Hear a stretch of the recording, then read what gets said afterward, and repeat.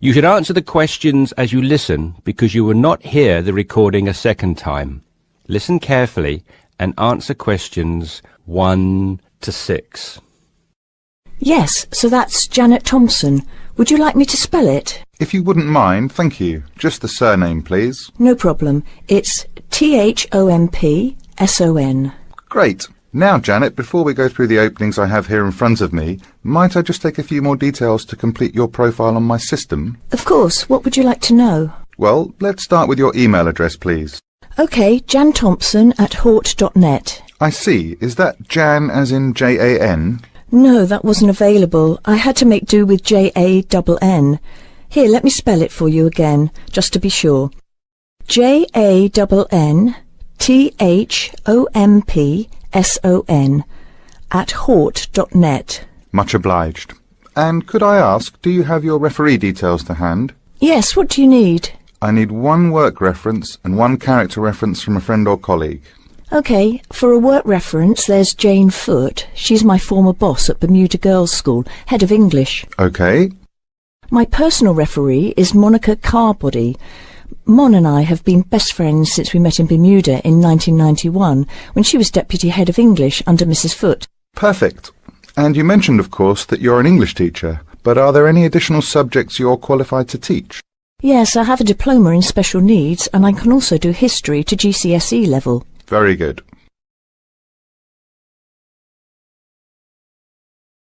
Before listening to the rest of the conversation, you have some time to look at questions 7 to 10.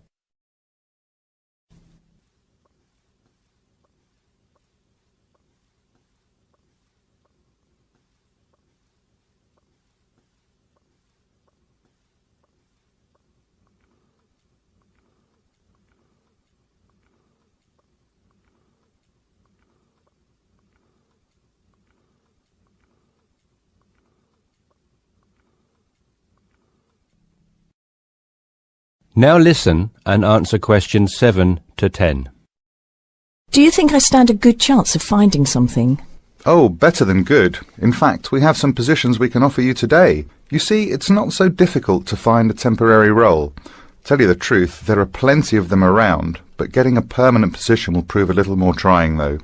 Would you be prepared to take up a position short-term? Of course, anything that pays. Excellent. Well, there are 3 positions that I can offer you right now. The first is a teacher of English in LaSalle School. I'm sure you know it, right in the city centre.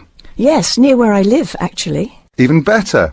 Well, it's a 6-month contract, and the very attractive thing about this role is that the head of English at LaSalle will, if she's satisfied with your performance after 6 months, offer to make you a permanent member of staff. Wow, that's food for thought. It certainly is, bearing in mind what I said before about how hard it is to find a permanent role. The second position I have to offer you is in a school near Chelsea.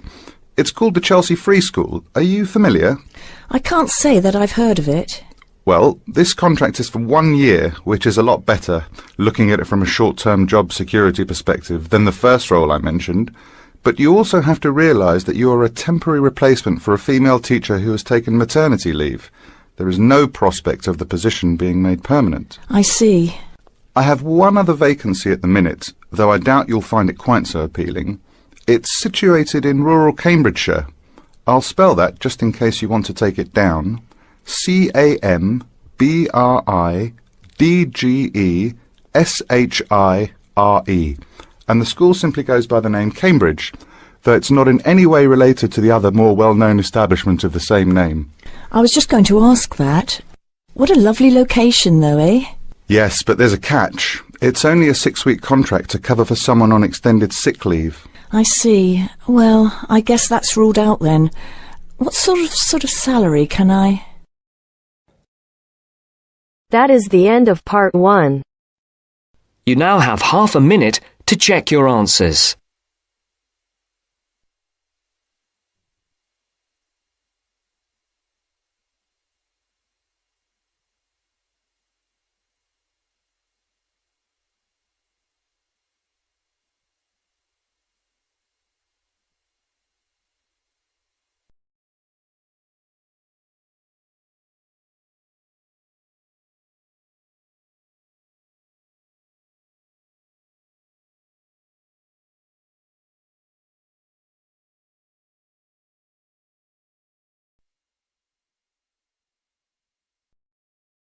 Now turns to Part 2.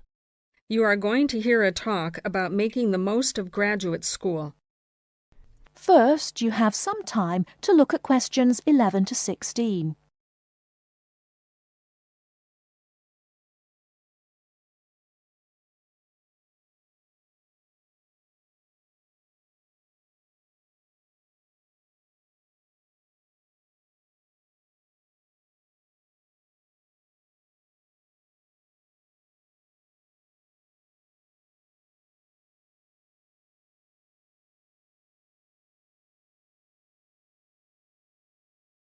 Now, listen carefully and answer questions 11 to 16.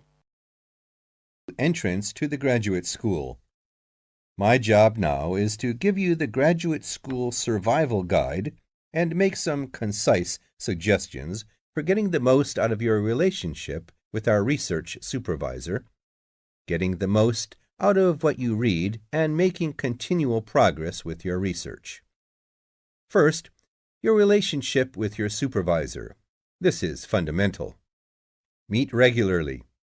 You should expect to meet once a week or at least every other week because this will give you the motivation to make progress and also keeps your advisor aware of your work. Prepare for your meetings. Come to each meeting. Also, bring the notes from your previous meeting together with a list of any upcoming deadlines. Make a plan for what you hope to get out of each meeting. After the meeting, email your supervisor a brief summary.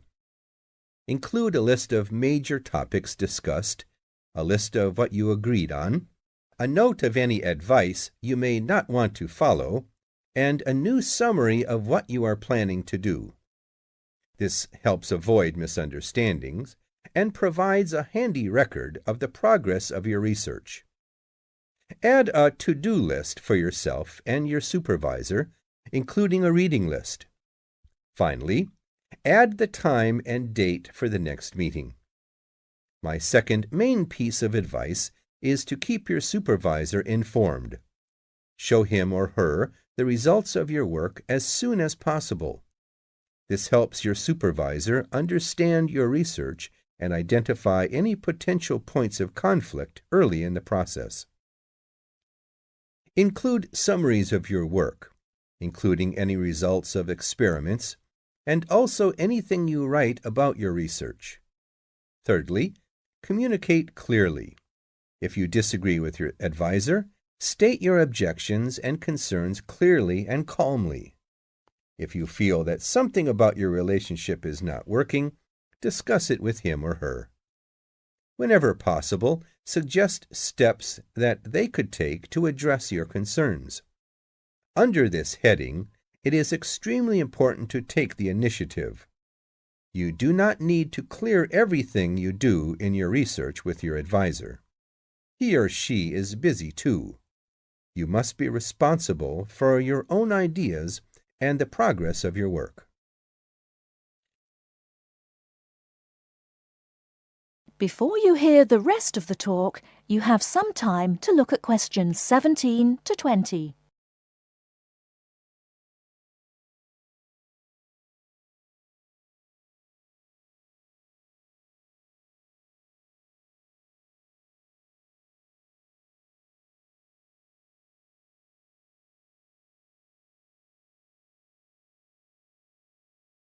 Now listen and answer questions 17 to 20.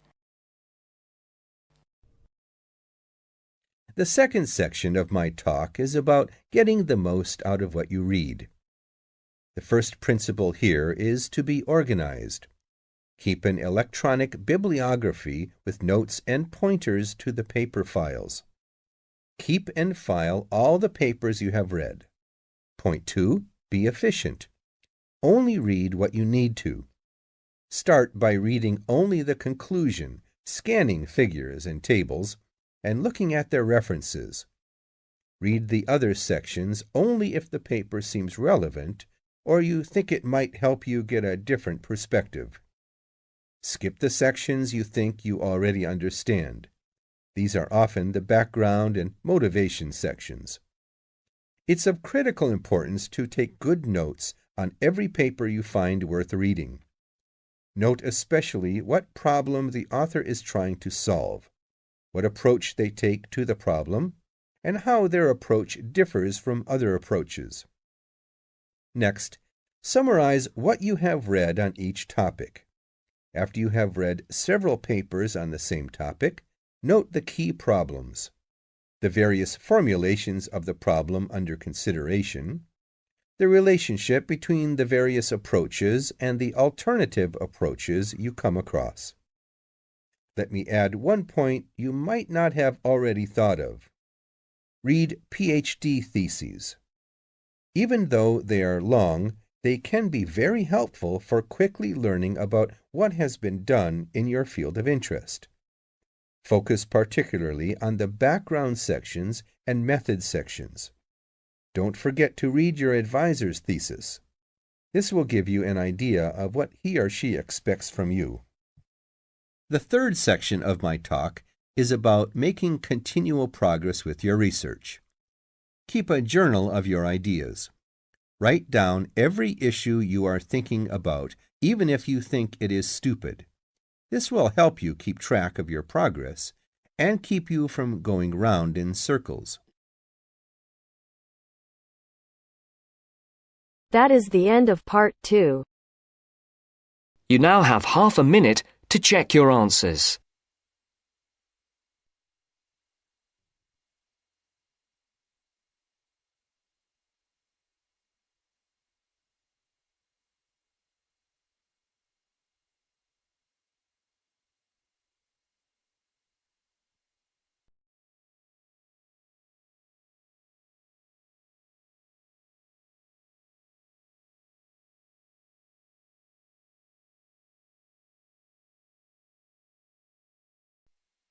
Now turns to part 3. Part 3. You will hear two business studies students, Evelyn and Mark, preparing for a seminar presentation. Before you hear the conversation, you have some time to look at questions 21 to 25.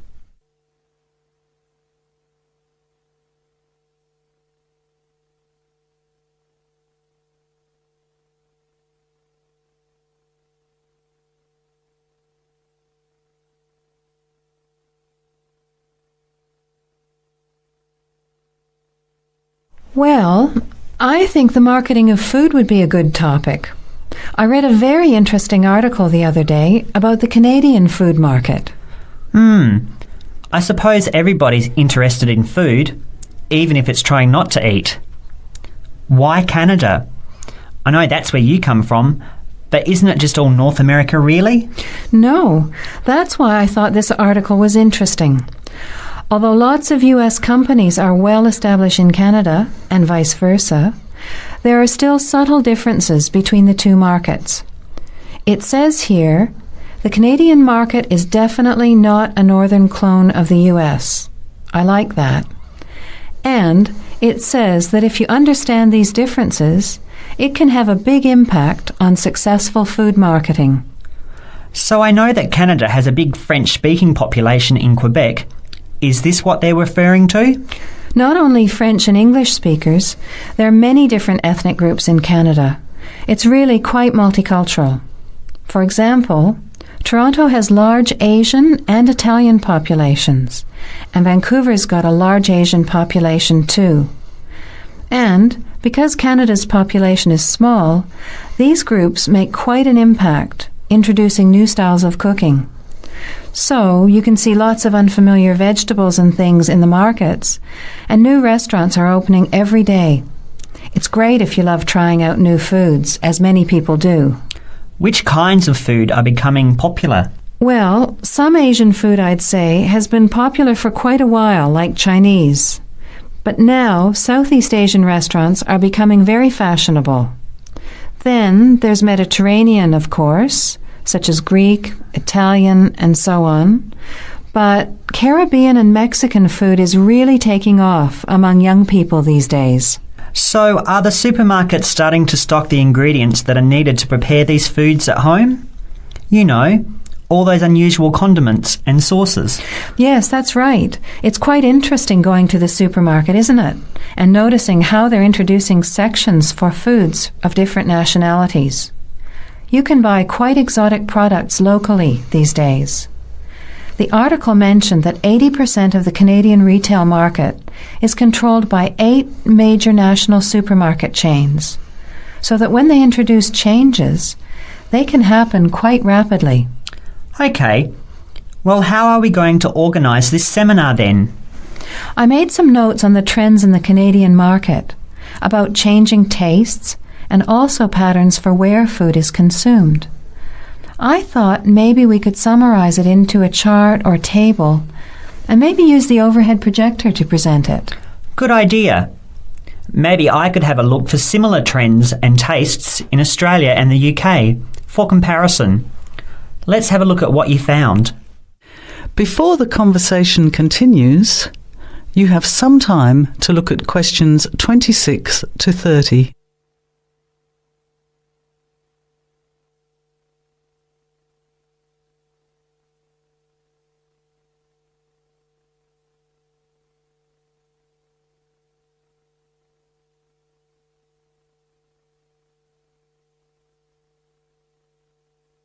Now, as the conversation continues, answer questions 26 to 30.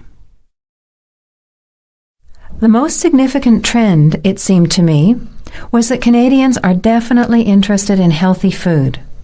For example, did you know that salads are the 3rd most commonly eaten food in Canadian restaurants? Really? What about organic food then? Is that becoming more popular? Yes, it's definitely moving into the mainstream compared to a few years ago. And a recent survey showed that 4 out of 5 shoppers said that they check the fat and nutritional information on the packet when they're deciding what to buy. What other trends did you find out? There's one change I noticed straight away when I was home last year in the meat department. You know, here the meat packaging says rump steak or 4-quarter chops and so on. Well, they discovered that most consumers these days didn't know what to do with these roasts and rounds and ribs. So the government approved a new naming system for cuts of meat, which is related to the required cooking technique. What a good idea. I've never really understood the difference between sirloin, rump, round and all those names. So how many new categories are there? 8. There are 3 kinds of steak, for grilling, for marinating and for simmering. And then there's what they call quick-serve beef, for stir-fries, I suppose. And premium oven roast, pot roast and stewing beef. It's a great idea, isn't it? I hope it catches on here. I agree. Any other trends that you thought were significant? Well, what's really interesting is what the article called mobile meals. In other words, more and more Canadians are eating meals away from home, but not just eating more junk food. They're projecting a 40% increase in snack food sales over the next 3 years, and the growth is coming from healthy snacks. You know, the ones that have less cholesterol and fat, such as muesli bars, health food bars, and those types of products. Apparently, in the food marketing jargon, they're called nutritious portable foods, which means healthy snacks. The other major trend is that young people are doing more of the food shopping these days, so marketing has to be aimed more at them, as well as more conventionally at the mother. Thanks, Evelyn. I think we'll have an interesting discussion about these trends and the comparisons with other English-speaking countries. I'll see if I can get some information about them to compare with yours, and meet you on Friday to put it together. See you then. Bye. That is the end of part 3.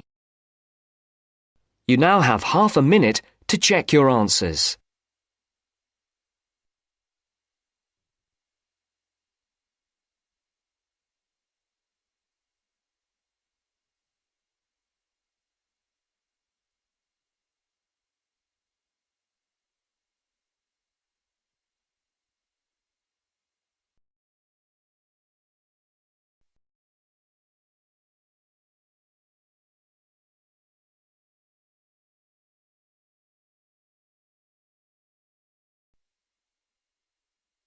Now turns to Part 4. Part 4. You will hear an environmental studies student giving a presentation about his project on saving an endangered species of plant. Now you have some time to look at questions 31 to 40.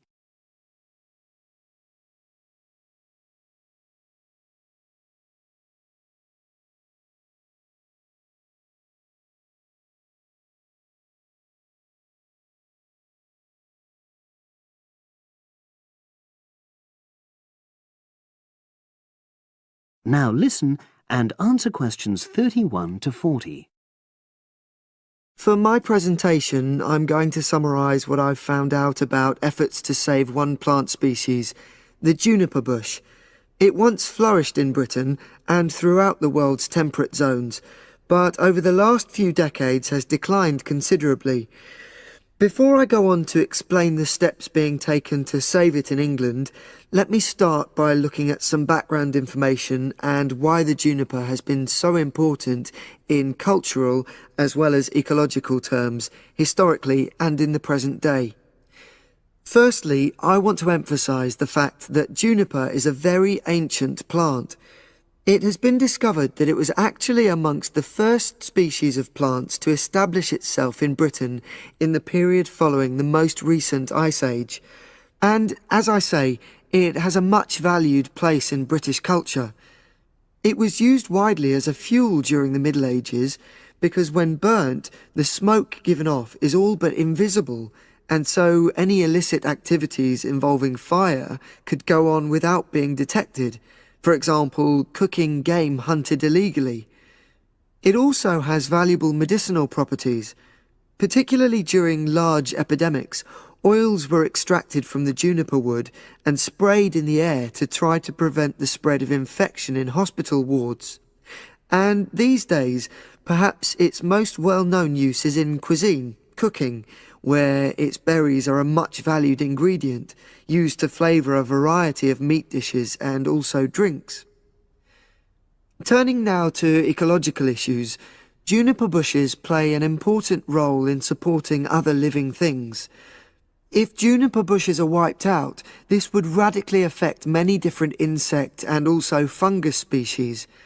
We simply cannot afford to let this species die out.